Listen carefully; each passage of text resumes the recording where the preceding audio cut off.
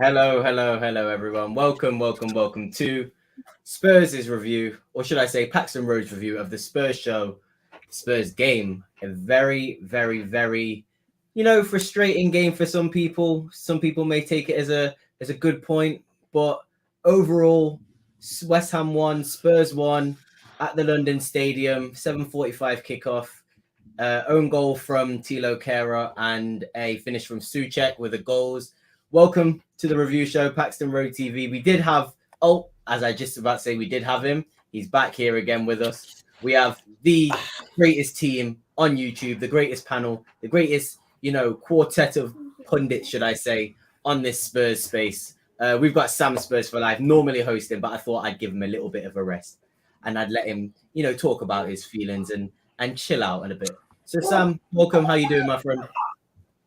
Yeah, I'm all right. I'm not high. What's going on? Liverpool have scored in the 98th minute.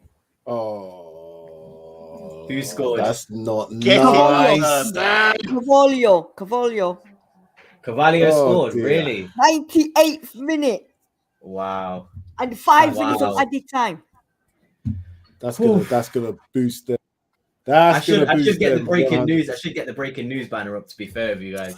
Unfortunately, as our friend Sid has said, still watching the game. Liverpool have won 2-1, but we're not talking about Liverpool today. Sam, how are you doing? Okay, right. Okay, yeah. Well, it's times like this when you got to think.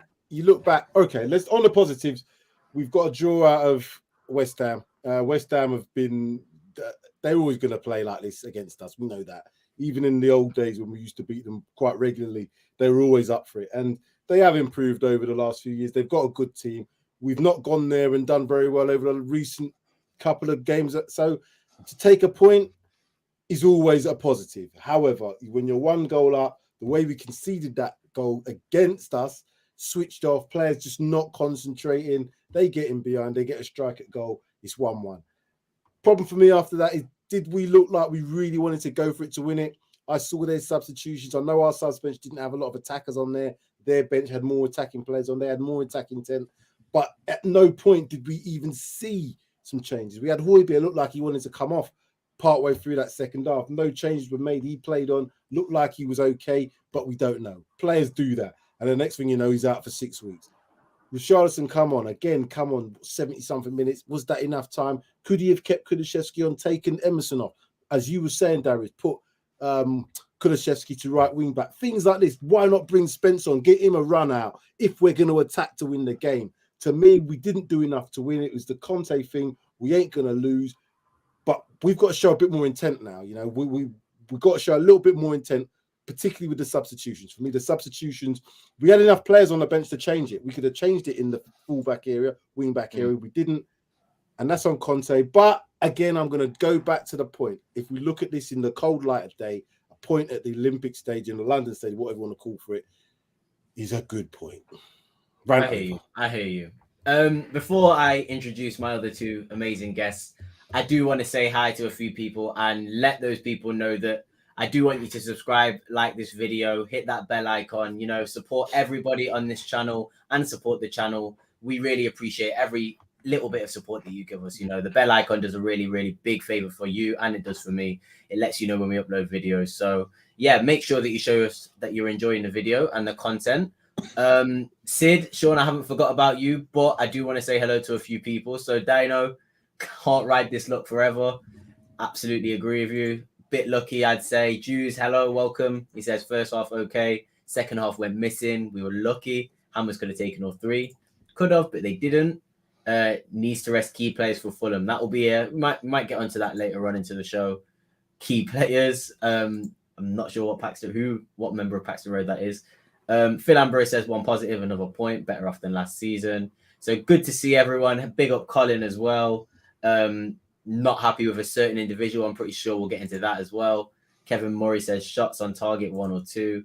And Colin again mentions about slow build up. So everyone seems like they're not very happy. I'm going to go to the person who probably agrees with them. Sid, how you doing? I know you watched the game. I know you've obviously watched the Liverpool game, just the end of it. But What do you think about our performance? How do you think it went? I'm pissed. I'm not happy at all, and I'm going to probably cause a lot of arguments. But I just think they were there for the taking today, and as always, we've just started off all right for a change, but we've just second half, and after that, I think we was a bit woeful, to be fair. I don't agree with this passing it out from the back. I'm sick to death of it. We cannot do it.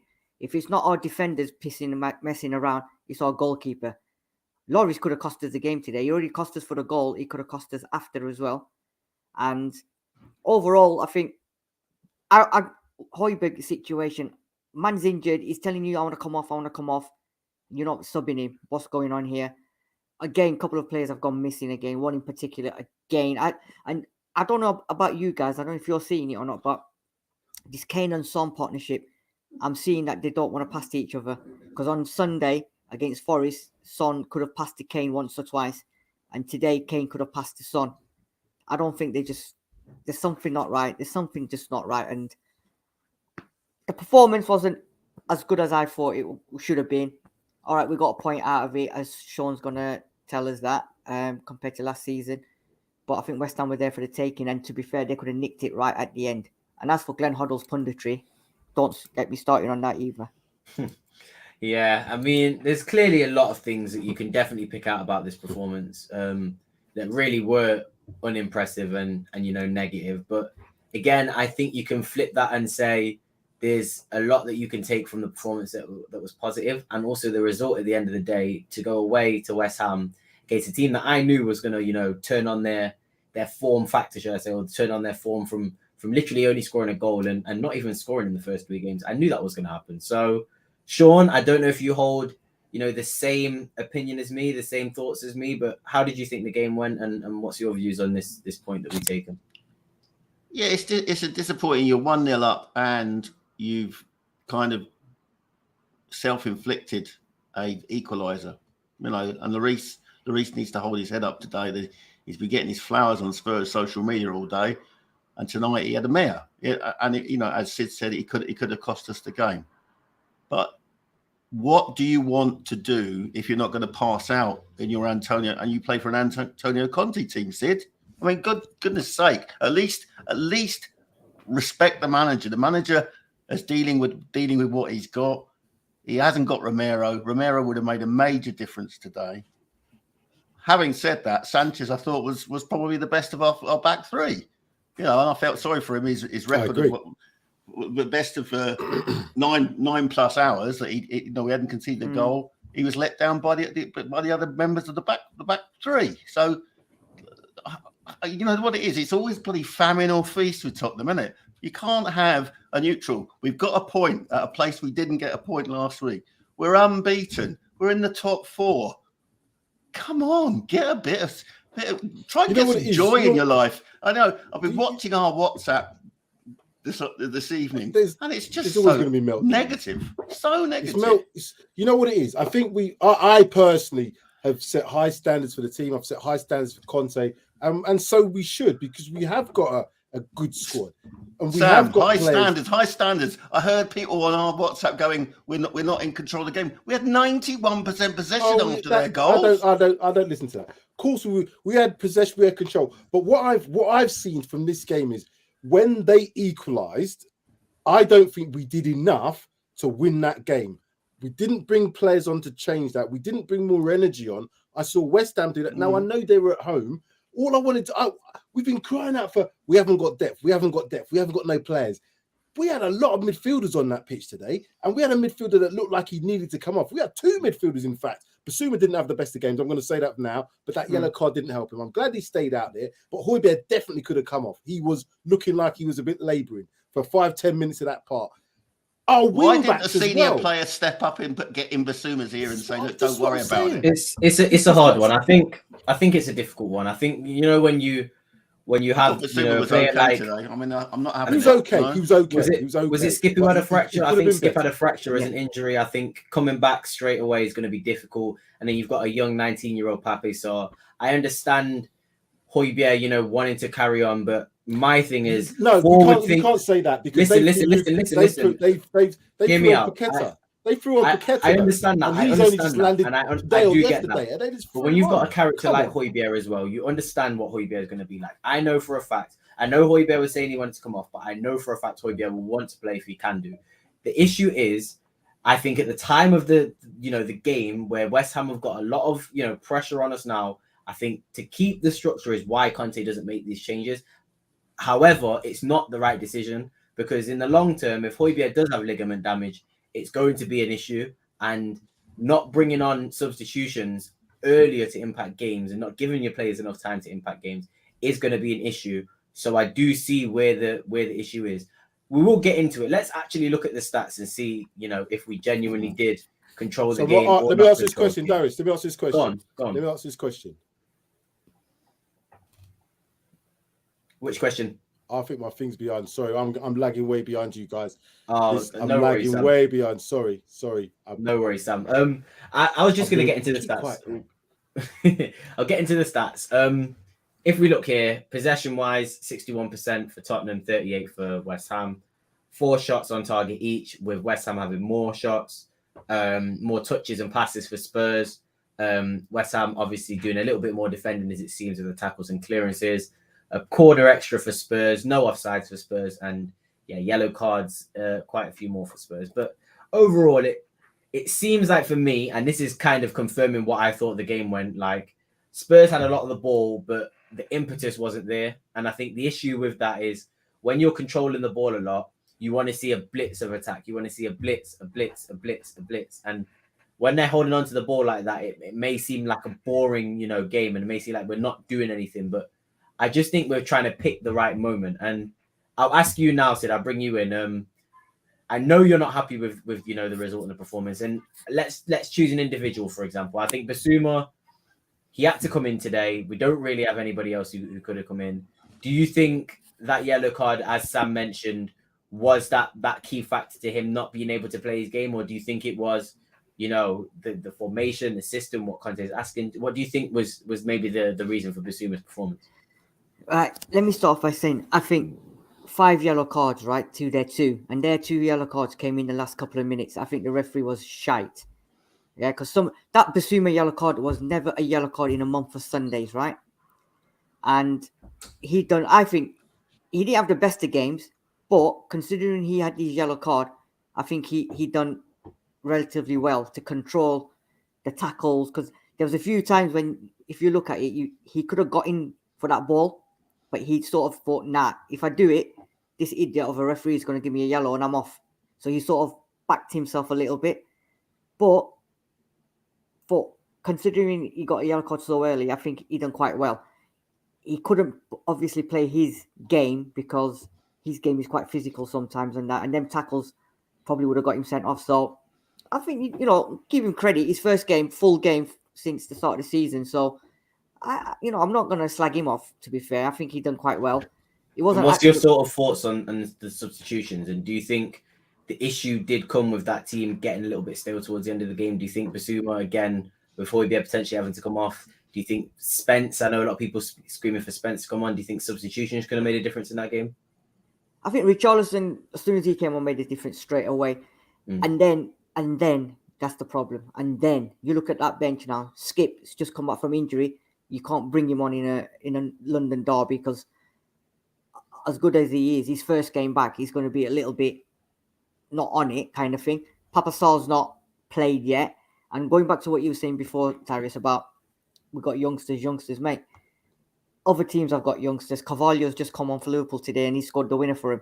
So all this, and he's a championship player. Papa Sar's been to France and whatever. So he's been ruling the roost. African player, young player of the year and whatever. If you're good enough, thing I would say, Sid, let me just add to that, is if they're on the bench, let's say Hotspur or somebody else got injured 5 minutes into the game, they'd have to play. So if they're on the bench, they are fit enough to play. So what I'm saying is if these players are there, we want to see them, because if we're going to have to now make some resting of players for the Fulham game and then into the Champions League game, they're going to have to play. You got to sometimes throw these players into situations just to see how they respond. They could respond negatively, they could respond positively, but the fact is we don't know now until the next game. That's all I'm saying. They're on the bench. We could have had a catastrophe in the first 5 minutes. Someone could have got injured, blah, blah, blah, blah. What do? we have to play them. We have to.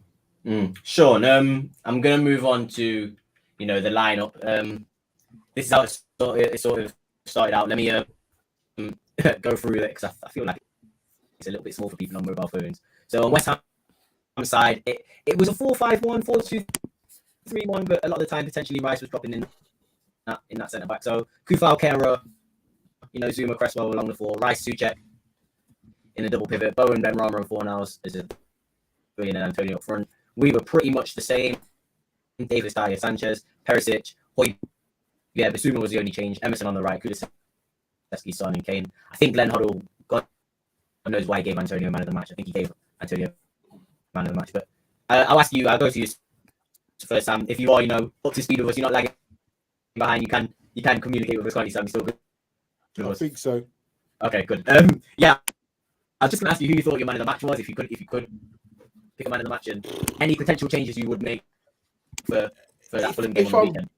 If I'm brutally honest, in the game today, I think Højbjerg played well. I think Sanchez played well.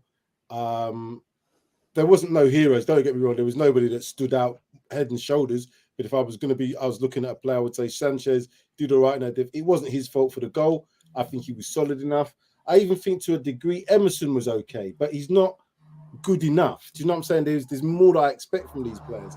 I still think I expect more from our front line. I don't think they did enough to really take the game to West Ham. Whereas I saw when Antonio, do you know what I'm saying? Antonio was a nuisance, and even that little flick that he did, that bit of creation there was just what they needed. I think we need more out of our front guys at the moment. Although saying that Kane is scoring the goals, is it down to a case of just shaking it up a little bit? Start Richarlison. We were all saying that Richarlison probably likely to start. He came on, and within the first 5 seconds, he's looking like he's trying to drive players on. He's building up the energy. Things get a little bit sticky. Players start to, get a little bit irritated by him being on the pitch. Just disrupt it a little bit more. So I'm going to say, if I was going to give one person, if you're going to push me for one name, I'm going to go Sanchez. Interesting. Is my mic okay, by the way, guys? I don't know if it's still live. It's fine. Okay. Good. Sanchez, interesting. I think you make some good points. I do believe changes are going to have to be made on the weekend. Sean, I'll ask you the same question. Who do you think your man of the match was, and any specific changes you would make to that team or formation on the weekend? I mean, not to defend Glenn Hoddle, but I think Antonio's creation for the goal was the one piece of really brilliant skill in the whole game. So that's probably why, in a game where no one really shone for either side, there was nobody that was shining. No one shone. So that's why he probably picked him. And to be fair, but I think we're if we're looking at, I thought, as I say, I felt sorry for Sanchez. He was not the worst in our defence tonight. The substitutions, I think we're going to have to start talking substitutions, because, as Sam has already said, as Sid alluded to as well, we had players to come on. I wouldn't have minded if we'd gone 4-3-5-1 or 3-5-2 at one point. You know what I mean? Bring on both Skip and Papasar, and at least gain some authority in the midfield. But having said that, I'm not going to throw the baby out with the bathwater. We've got a point at West Ham, and we didn't get one there last year. We didn't get anything there last year, and that they'll be annoyed. West Ham will be annoyed because they should have taken the 3 points at the end. But fair dues. I mean, substitutions. Conte, it's on Conte. He's if he's got those players on the squad, on the bench, they're going to have to play. And that includes Skip, even if he's coming back from his broken heel, So he's got. This is what I'm saying. We've got to see these players. We all know our schedule over the next few weeks is horrendous. October's horrendous. Now we're gonna get injuries. We're gonna get players who need to be rested. So this is where we see the squad. Everybody's got to take risks with players that they play. We've got to see the risk taken. Conte, I was talking to Darius about it. Conte is very organized. He doesn't like disorganized stuff. We don't really press when we lose the ball that often at the front. We get back into our shape of the 4-5-1. We want to get organized. He wants to play from there. We've got to get used to that. But sometimes there are things needed just to. I'll throw him in there. I'm going to disrupt that. I'm going to go 3-5-2. I'm going to go a 4, whatever it is. Sometimes we're going to have to see this from him, and I don't think we're going to see it that often. I do like that, and I think tactically, Conte is.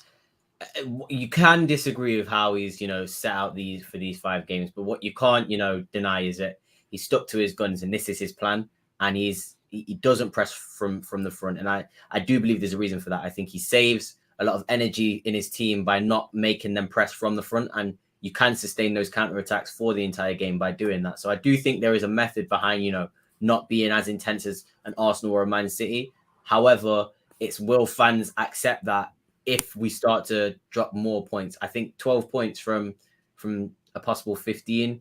And the points that you drop are away to West Ham. Was that right there? No, 11. Can't be right. Yeah, 11. I'm all wrong there. 11 points from a possible 15. My poor maths from me there. 11 points from a possible 15. I think if you looked at West Ham and Chelsea as the 2 points you drop, it's definitely the ones that I would consider as acceptable. So they would have been the ones I would have said had we put all them games in front. I would have said we're more likely to draw those games or even possibly lose. And you said something about that as well, Sean, in terms of your points, what you expected at this stage after the West Ham game. After Saturday, par for the course is 14 points. We need to beat Fulham. No doubt about it. We need to beat Fulham. There you go. And I think as I bring you in, Sid, I'm going to just talk about, just towards the end of this video, the upcoming games because of the importance of our fixture list and the fact that this squad is maybe, not as deep as some people think. We've got deadline day coming up, Sid.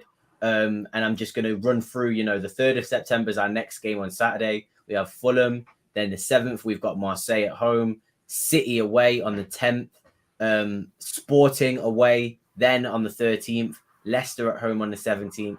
And then we have a bit of a break. And then it's Arsenal on the 1st of October. So if we just look at, Fulham, Marseille, City, Sporting. Darius, between the Arsenal game and the game before it, Carabao Cup. Well, there's Carabao as well, so I've not even got that here on these results. Yeah. So there you go. So, and that's West Ham away. It's November. That's the Carabao Cup's November. Yeah, it's November. It's the Carabao's November. Is it? Carabao's November. Oh, so I think it may be a break. My apologies. It may be a break. I'm not too sure, but as I was saying, just looking at that, Fulham, Marseille, Man City, Sporting, and Leicester, all in the space of 17 days, Sid.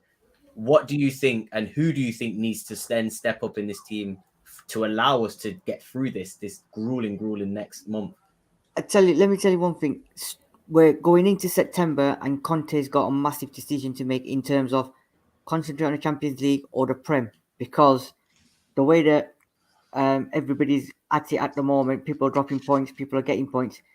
He's gonna already have to prioritize Champions League and the Prem, because I don't think we've got a deep enough squad to concentrate on both. However, if we're going to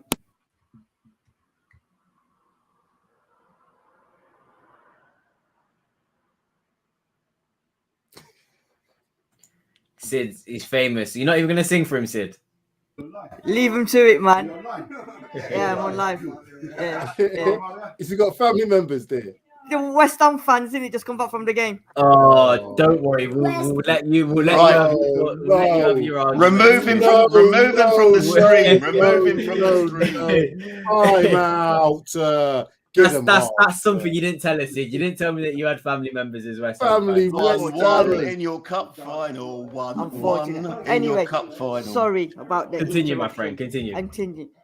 Yeah, I think he's got massive decisions to make, and Son has to step up big time.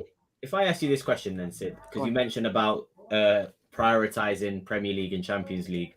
If I said to you, you're not seeing Son start on Saturday, you don't see Hotspur start on Saturday, you potentially don't see Perisic start on Saturday, would you accept that against Fulham, even though we've got the draw, we're 4 points behind Arsenal? Would you take potentially not having Son, Perisic, and Hotspur start on the weekend for that Marseille game on Wednesday? Right. Let me tell you my theory on this. I'd let Cesc start, right? Because Perisic played today, he's played the other day. Give him a breather, put him on the bench. Højbjerg, if he's injured, then hopefully Bentancur comes straight back in. So there, I don't mind that. Not sure how long concussions are. I think 5 days. I think it's 5 days, Prem. And Richarlison for Son, definitely. I'd take that.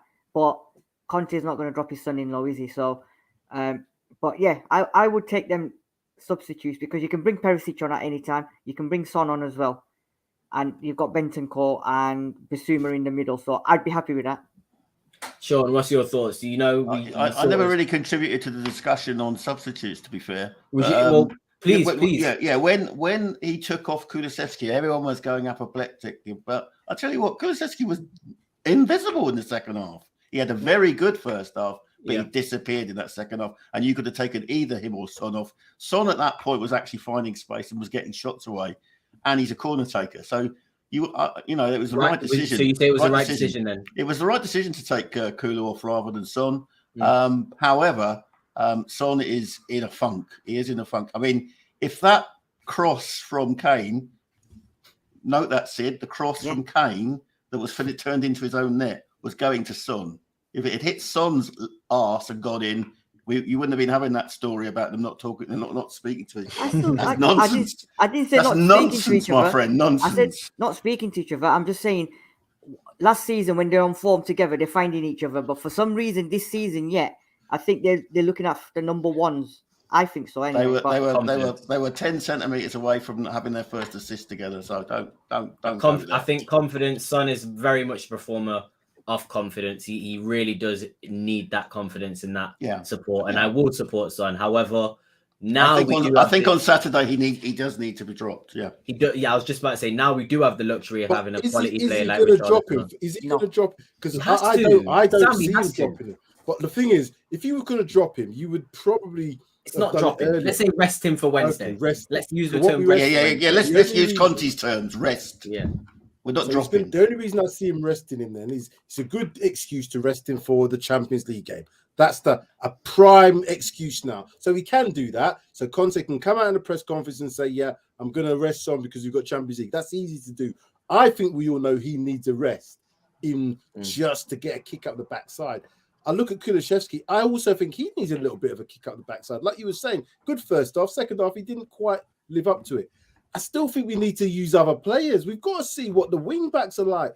I've got to see what Spence is like. If not Spence, Doherty. Why isn't Doherty playing? Surely we were seeing Doherty playing at the back end of last season before his injury. A player that was really getting into the role on both sides of the pitch.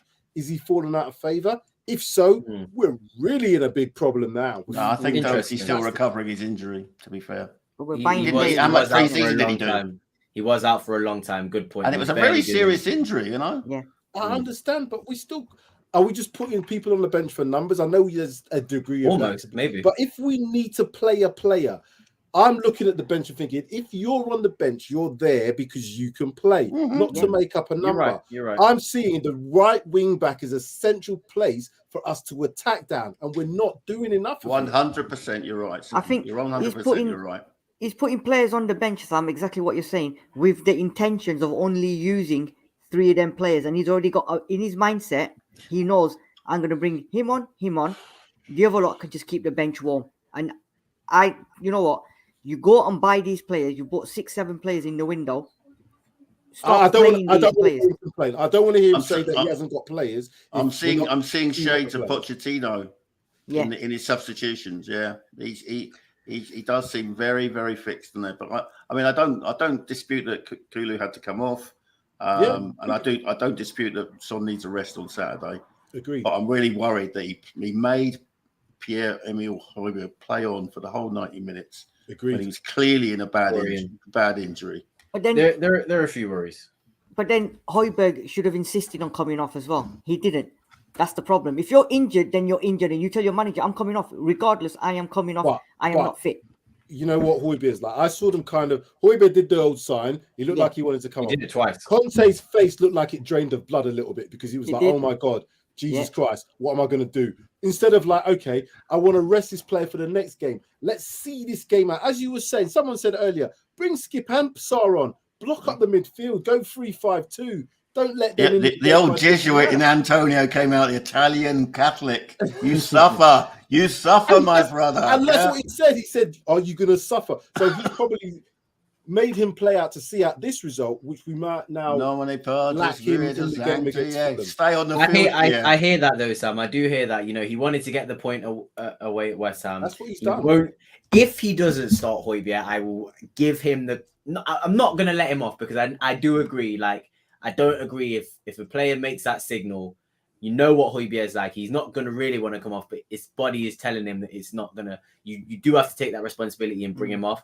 However, if you needed him that badly to get this point, and he's not going to play him against Fulham, then I will take that as a pass. So the only thing but what happens if Hotspur is out for 6 weeks? That's exactly. Then there's an issue. It's 1 point worth 6 weeks. And to be fair, that was a very good tackle by Rice on him. Great tackle. It was a great tackle. Yes, it was. It's a good point to make, and I think we have other videos and other shows that we can talk about these points on, because I think there's a lot to take from this game, individually and as a team, and I think it's good to get a point, but it's also good to improve on performances. So I'll go around, before we finish off, I'll go around to all three of you. Sean, I'll start with you. Just a quick overview of the game and what you want to see going forward.